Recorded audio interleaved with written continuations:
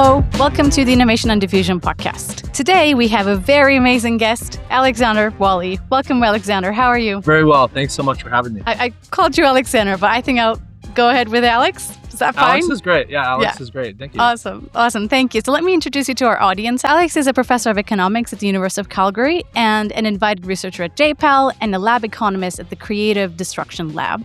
And his research interests are in the economics of innovation, urban economics, macroeconomics, and labor economics. And today we're going to talk actually a lot about innovation, space race, Cold War, and the public policies, basically.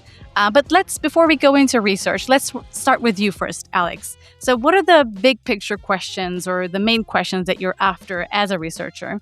So I'll ask that first, and then we will go into your role models and those kinds of stuff. But let's start with that first. Super. Thanks so much. Yeah, I'm very interested in policies to promote economic growth and innovation, and how do we measure those policies? And as we know, a lot of these things take a long time to have kind of the full effect. So I really am excited to trace out sort of long-term consequences where individuals and firms have the chance to react, and how does that matter for the impact of these policies? So how did you decide to study those, areas? Did these ideas come to you when you were a PhD student, or did you have any interest in those before your PhD or after your PhD? So what originally kind of drew you into this world? And were there any role models? Like, I don't know, it doesn't have to be an economist, but maybe what a philosopher said, or I don't know, a politician or whatever, or a sociologist, Yeah, that's a great question. I mean, for me, it's been kind of an evolution. So, when I was coming of age as an economist, there's lots of interest in economic growth, which I've always been interested in, innovation, coming more from like cross-country growth regressions. But at the same time, there's a lot of skepticism about causality. So I was very interested in those questions, but I kind of shared that question of like, are we really picking up, the causal drivers of economic growth and what really drove kind of the East Asian economic growth miracles. And so I started off more as a labor economist, really trying to think about causal inference and questions like that. So I kind of moved away from that. But then after I got my first job, after my PhD at the University of California, Merced, which is probably not familiar to too many listeners, but it's the newest university in the University of California system. So UCLA and Berkeley, it's kind of a sister campus for them. And it was started in 2005. And there was tons of rhetoric around this campus that was really put into a poorer area of California, not typically what we think about in California, as a kind of way to drive local economic growth. And myself and my co-author, who's also faculty there, we looked at the evidence and felt like, wow, this is really poor. The evidence base was just really poor. And so we thought we can do better. So I kind of started that research program. We originally looked at the short-term effects of universities in kind of a modern context. There we find universities do have, spillover effects to other sectors of the local economy, but they're not especially large. They're kind of like, typical magnitude of the spillover effect. So then we started looking more historically over a longer time period, thinking that maybe these effects take much longer to show up. And so that's kind of how this research program has kind of gone forward. And then all these new historical data sets have become available, giving us a chance to kind of dig in and make progress there. And so in terms of me, like for thinking about role models, I mean, a lot of people like Joel Moykier and who wrote really interesting work about history, trying to understand, where did the Industrial Revolution come from? What are the factors that led to that? And then also people like Enrico Moretti or Ed Glazier, kind of bringing a much more kind of causal idea to urban economics, have also been kind of foundational for me. Yeah, those are great thinkers and scholars. So can you give us, I mean, you already kind of mentioned your research, but can you give us, one habit that you find useful for research? Yeah, and I think for me, it's reading widely and looking for things that other people are not paying attention to, especially historically. If you think about policies that have been enacted in the last 20 or 30 years that most people are looking at, that's just a small slice of all the policies that are possible. And so if you want to have a much bigger view of things that could be done, you want to sort of think about historically what's out there.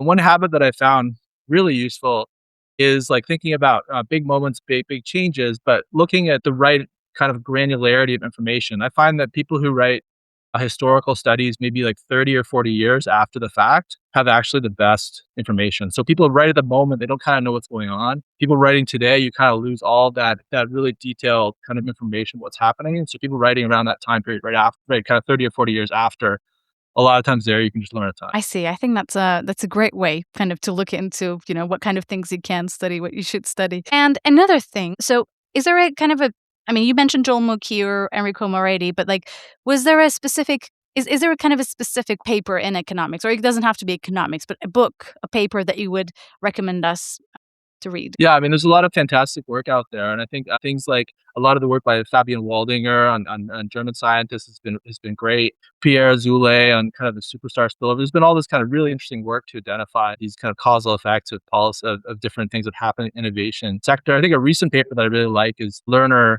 Manley, Stein, and Williams, which is kind of trying to dig into the heterogeneous effects of universities across areas. And I think that's a really interesting open question, kind of moving away from what are the average effects that we've studied quite a bit to understanding, how do these effects differ across contexts? How does complementarities or other factors kind of matter in terms of the impacts of R&D investments? Was there Yeah. a specific paper during your PhD that influenced you the most? I think Enrico Moretti would be the one that I'd look at. I think, looking at the papers that are measuring human capital externalities and local economies, I think that was really impactful for me. It's one of those things that's like externalities are something we talk a lot about. Obviously, they're central to policy interventions, but how do we actually measure them? How do we actually quantify them? And that's a real challenge. And so I thought like his work there was really, really exciting. And that really got me interested in this area. Very nice. Mine was Robin Burgess's. I mean, I don't do environmental economics, but it was a paper related to environmental economics. Well, actually, there's political economy included, and deforestation. And I really, loved that paper. And I remember, as a second year student, I was like, this is an amazing paper, and then it stuck with me. Anyways, so let's talk about a recent paper of yours, with your co-authors, of course, about the Cold War and space race. So you and your co-author, Sean Cantor, have a recent AER paper titled Moonshot, Public R&D and Growth. So can you tell us a bit about, what this paper is trying to do, and what is the story in this paper kind of briefly, and then we will go into kind of what you specifically measure, what kind of data you collect and stuff. But can you tell us a bit about the story first? Super. Yeah, for sure. Yeah. So the key question really is, what's the return to public R&D? And the space race is one of the largest investments of R&D by governments of all time. It's an amazing technological feat. So our question was, how big are the economic impacts, and can we measure this? So why did you specifically choose this period? I mean, it looks like it is the biggest kind of a change in the government policy about the space race and stuff. But why did you specifically choose this period, or why did you specifically choose this one? Yeah, I think one of the reasons is it just felt very underinvestigated. It's kind of this moment everybody talks about, like, well, yeah, of course the moonshot is amazing and we should all do moonshots all the time, but there's really nothing there in terms of really carefully done studies. And we kind of thought we would find some studies that might not kind of pass the bar for modern, causal inference, like something people have done in the 80s or 90s, trying to measure these impacts, maybe like a time series, macro kind of study, but there was just nothing. And so it was kind of really shocking to us, like how under-investigated it was. And so that was one thing that we felt. The other thing we also learned is like NASA has fantastic archives. They have like really great data archives, and there's a lot of information you can learn by just kind of looking in there. And again, that's not something economists have really done. So it felt like there's a chance to really dig in there. And the last piece is kind of the outcome data. We managed to digitize manufacturing census data. So for local areas, we measure manufacturing output, capital, labor, which lets us kind of get productivity. So we could kind of measure productivity at a local industry level and then see how NASA activity was related to productivity.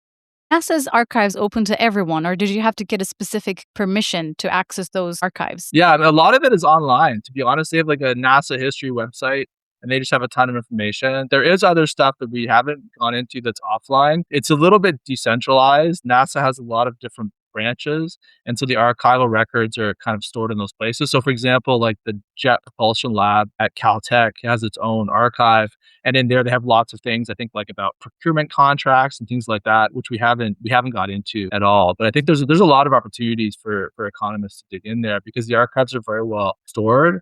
And there's just a ton of information there. That's amazing. So if anyone's interested, they can try and, find those archives. Absolutely. Easily. Absolutely.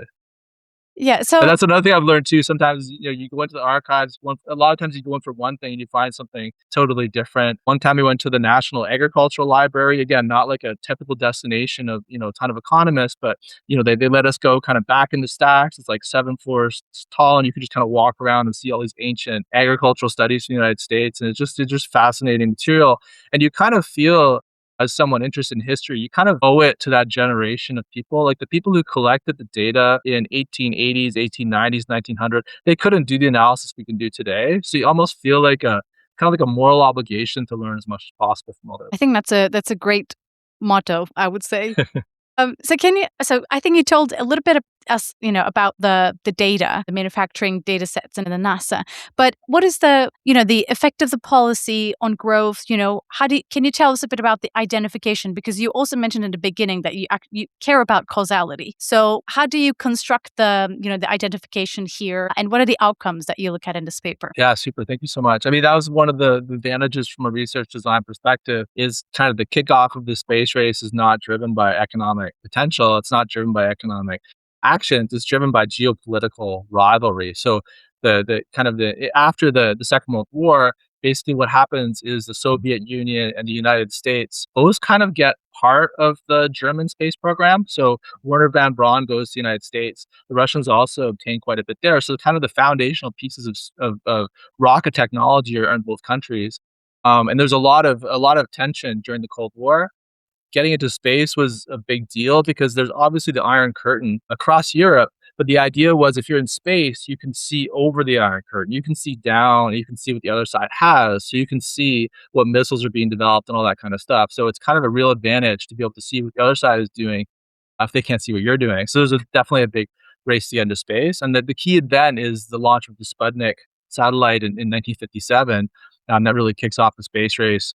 The U.S. officials knew it was coming. It wasn't really a shock to the leadership in the United States. The shock was how the public responded. People were just really terrified of how far behind they were. It made it very salient to people. And certainly at the beginning of that era, the space race in the early 60s, late 50s, the USSR is significantly ahead of the Americans. So we kind of used that event as a way to sort of kick off R&D spending. So before 1957, the space sector basically does not exist.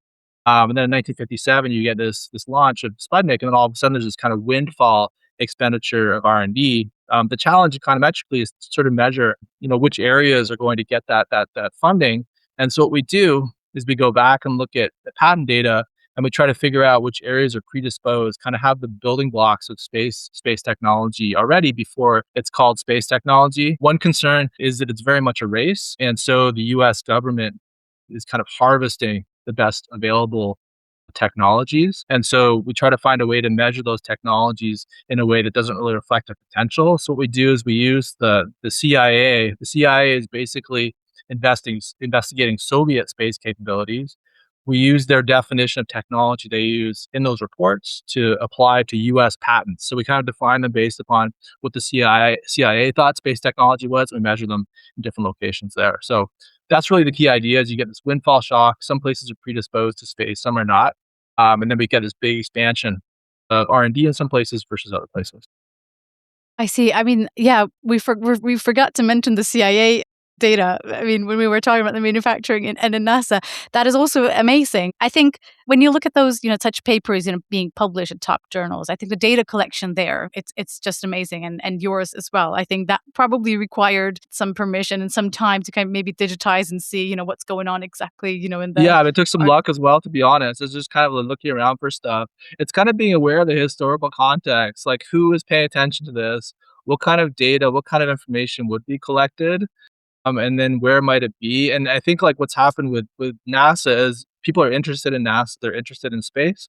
So there has been some sort of Freedom of Information Act requests, which have made the documents available. Early on, we found some of them in some places, but they were kind of from sketchy places, so we weren't really sure if they're right or not. And they had some licensing restrictions; you couldn't use them or something. So it took a little while to sort of find like ones we could actually use. But yeah, I mean, there's a lot of really interesting historical stuff, and I guess like the window of stuff being released to the public that was confidential is now kind of moving into the Cold War era. So it's kind of opening up the Cold War as an era where you can start to get this kind of information that you couldn't get for stuff that's happening like year 2000 or something like that. So it's kind of a neat time to be digging into it. And I think it's also great ways to maybe overcome, the idea of endogeneity, right? Because you look at the CIA reports and then you try to identify, which technologies they're looking at or paying attention to. I think it's a great way of kind of categorizing. So what are the main findings in the paper then? So what do you find? What does it tell us? So we find it pretty significant. We look at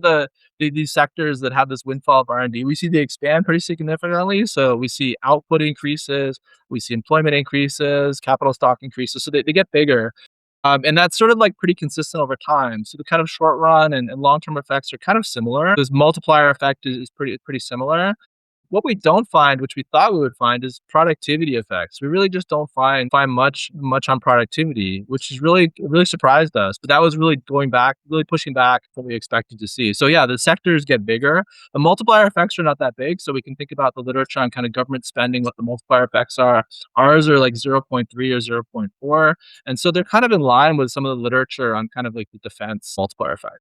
Did you feel gutted, like, when you saw that there are no productivity effects? Because I think that would be probably a concern for an economist, right? In general, we care about, the productivity returns and stuff. But did you feel, how did you feel when you Yeah, found it out? 100%. No, Because I it's a think I think huge. that's yeah, definitely. No, we expected to see that. We thought we would find it. I've, often thought that we definitely underinvest in R&D, and there's lots of questions like that. So we really expected to find it. And I think it was just disappointing. But then I feel like we got the right answer. You know what I mean? So that feels like the right thing. So one thing we did after, when we sort of got into this is we read more historical sources. And there's a famous, at least famous to us, kind of study in 1972 by Robbins. And what they do is they go interview all the scientists in the space race. They look at 300 different technologies, and they basically have them classify like what actually was discovered in the space race. They have sort of three categories. One is just kind of like consolidating existing knowledge.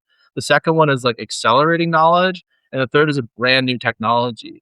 And almost all the technologies they load on the second category. So there's like some acceleration, but there's not a lot of what we would call today like disruptive innovations kind of coming out of it. And so I think the glass half full story is it just shows like from a cumulative innovation perspective, the capacity was already there. Like there's already a lot of this frontier technology available, and the space race just really accelerates what's already there rather than taking brand new things. And the other thing we also learned, I think, in this process was like space race research is just way more applied than people think. We have this idea that these are moonshots. This is kind of like a brand new technology. No one had any idea how to do this, but it's actually much more taking like existing knowledge and applying it to a new context. So yeah, it definitely changed our expectations and changed our understanding. Also, some regions may have been already more invested in such technologies, before, this happened.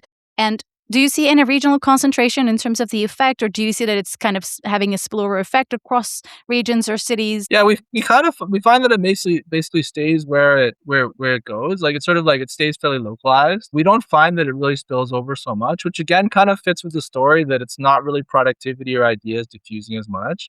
There's two different things kind of going on. One is there could be some knowledge spillover from these locations that have the activity to other ones, but there also can be migration. People can move across space. So I think one of the challenges we had, and one thing we thought a lot about, was trying to go from these kind of local estimates to aggregate estimates, like nationwide.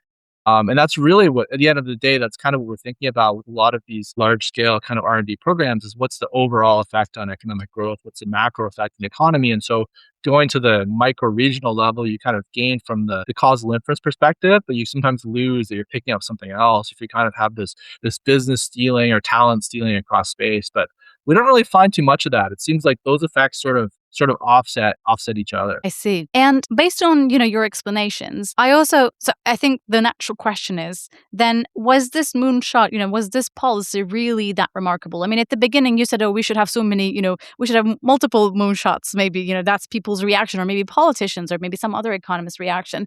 But is it really the case? Is it really that remarkable then? Yeah, I think it's a remarkable technological achievement. It's still, if you still think about it today, it's still kind of crazy that people have actually been to the moon and then come back. It's like hard to believe, to be honest. And you can understand why people think, oh, it just was faked or whatever.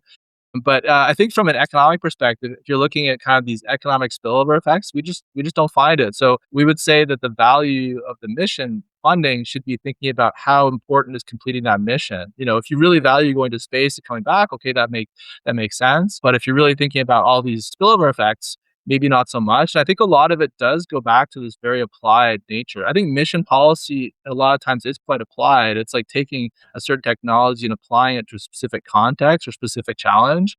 And I think, basic research where things are unknown, you just have bigger spillover effects than very applied research. I think that's one thing.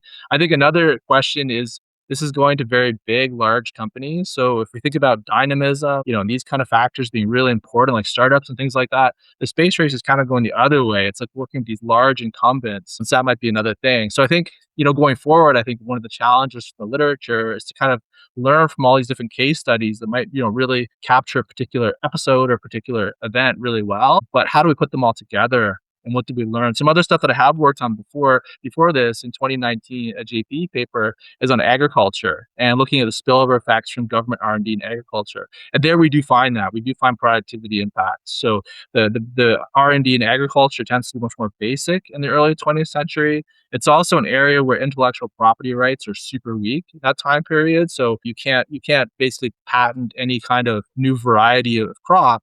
And so there's a big market failure there that the government R&D can really fill. So I think it's like thinking about how big is the market failure, what's really missing from the policy environment, and rather than sort of looking only at maybe like problem focused R&D.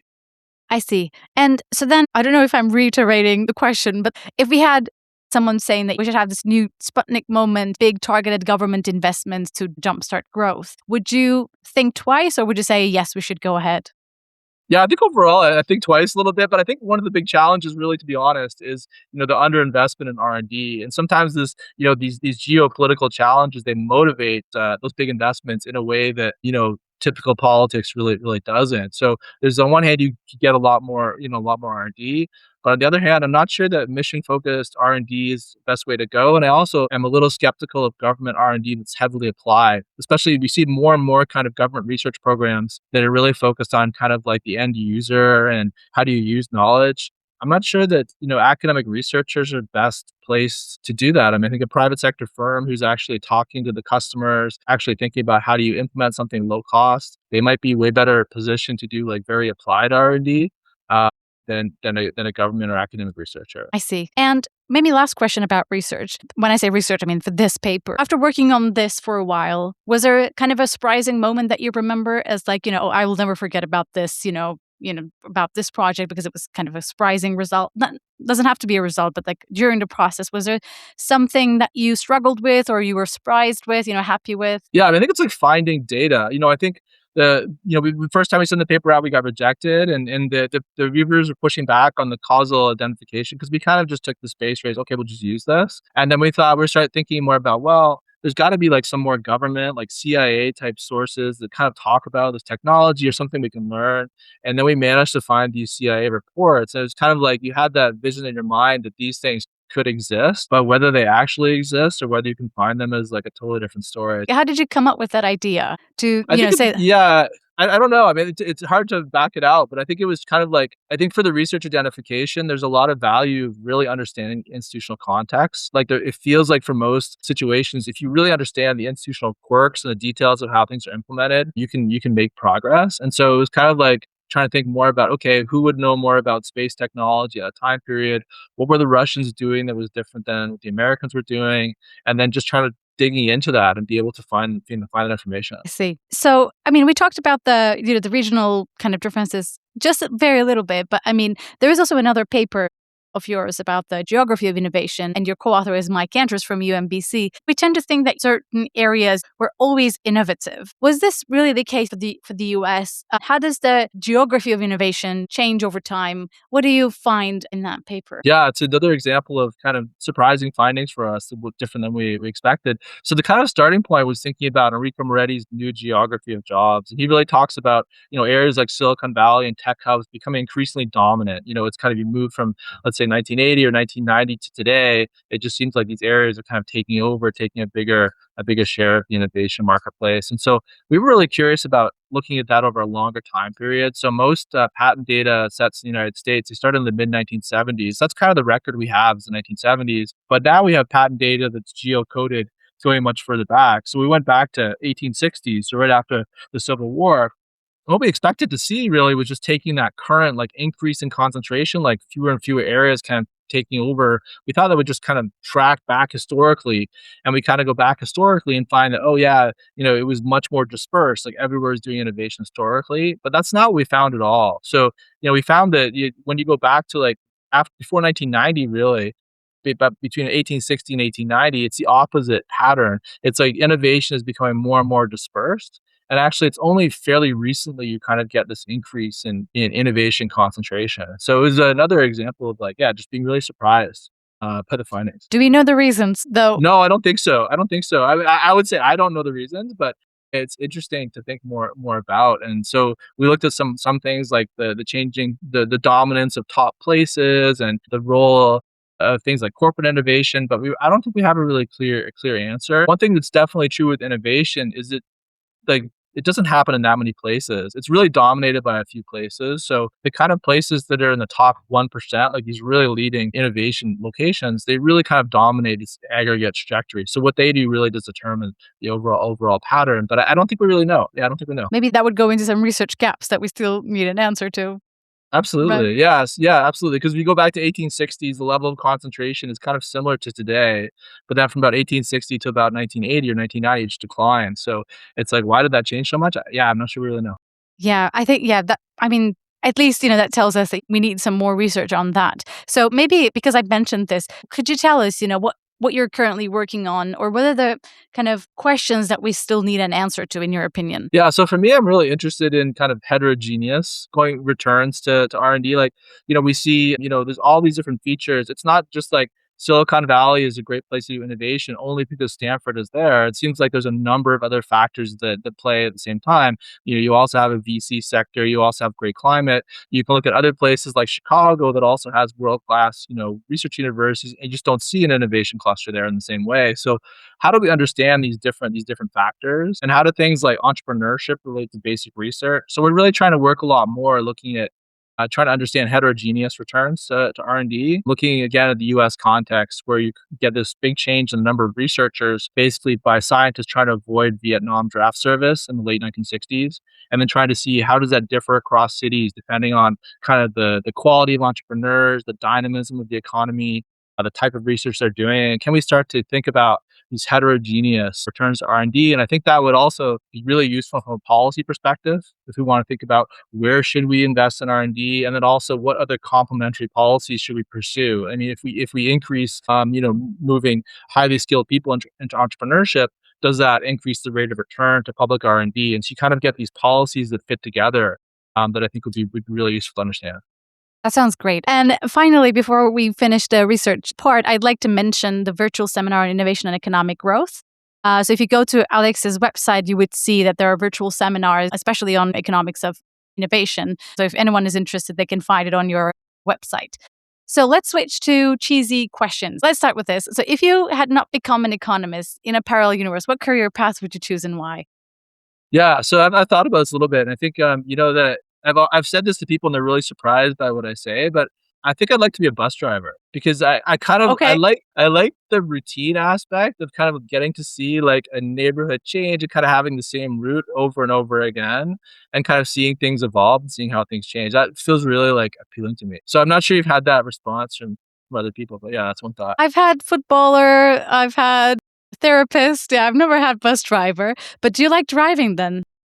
I'm actually a very bad driver. If you ask my wife, usually if we drive together, she's the one driving, and I'm not because she doesn't like me driving. So maybe I wouldn't So pass the test. Maybe I'd be like a failed bus driver. Bus driver one. you like looking around. So this is good. Yeah, yeah. If you were allergic to a food or drink, what would you be absolutely devastated to give up? Yeah, I really like Indian food, so I think like chicken tikka, papadums, like those would be really hard to give up. I see. Yeah, Indian food is great. Okay, another one. If you had a chance to arrange a dinner party with three guests, I mean, it doesn't have to be three guests like from the past, but maybe one or two, doesn't matter. But who would you invite and why? Yeah, so I'll give you another one you probably haven't had before. Seaman Knapp, who was he was the founder of kind of the Agricultural Extension Service in the United States in the early 20th century, and so he basically invents the idea of cooperative learning and sort of like learning from others. And it's kind of the boll weevil was this huge crisis in the United States. Around just after 1900, and that kind of rolls out and becomes this whole way of learning from actually doing and learning from watching others do stuff. I think it'd be really interesting. And I think it's interesting about him is he's like somebody who rises to the occasion. He's not sort of like, oh, I've always planned to do this. Just like, no, this challenge has emerged, and I want to understand it. So that's one person. Another would be Oliver Cromwell. I also think he's kind of similar in some ways, and that he's not really training to become, the future leader of the country. He just kind of finds himself in the situation, and it is really like a revolutionary time period for the UK. And the last one would be Paul McCartney. I'm really curious about his journey and sort of like how does he look back on it? How does he think about, I guess, like the counterfactual? Like suppose, he hadn't been discovered in the Cavern Club or whatever, what would his life have turned out like? And I really am interested in these people who've sort of gone on this path that's so unexpected and kind of like they've really found a place where they can do something big, but they haven't really prepared for it or kind of trained for it. I see. These are really interesting choices. They're different from each other, right? Quite a lot. Yeah. But I really like it. And I really like the idea of cooperative learning. Okay, last one. If you were allowed to define yourself with only 3 words, what would they be? How would you define yourself with 3 words? That's a hard one. Maybe we should ask your friends. Innovation, history, economist, I guess would be 3. Yeah. Yeah. I see. Okay, so never have I ever questions, and then we're gonna finish this episode. So never have I ever promised myself not to be obsessed with my citations, but checked my Google Scholar citations anyway. Yes, I have done that. You've done that. I think everyone is at some point. It's just like checking their citations. Never have I ever attended a seminar for the free food. No, I don't think I've done that because usually we don't have that much free food options. So, yeah, Really? that I don't think. Yeah. I see. Yeah, I mean, as a PhD student, maybe you've Maybe as a done that PhD a bit student, more. I'm kind of getting a little bit older in my career, so maybe I have a foggy memory of those PhD student days, but not that I remember. I see. Okay. Another one. Never have I ever celebrated a statistically significant result more than I should have. Yeah, I've definitely done that. I've definitely celebrated those kind of results for sure. Yeah, I think everyone is at some point. We'll probably do that. Absolutely. Yeah. Thank you very much. Is there anything that you would like to add or anything that you want to tell us that I didn't ask about? No, this is Alex? great. One thing that I would encourage people, if they're interested, is to join the virtual seminar on innovation, economic growth mailing list. There's basically on my website. If you click, you can join the mailing list, and we send out updates every week. Part of the goal is to kind of bridge the gaps a little bit between people doing maybe more historical research design based research, more modern kind of model based, because I think there's really a lack of crossover in those communities. And there should be a lot more. So if you're interested, we'll probably kick off again in February. So please join. It's amazing. Thank you very much. I hope the listeners also enjoyed the talk. See you in the next episode, everyone. Bye. Bye.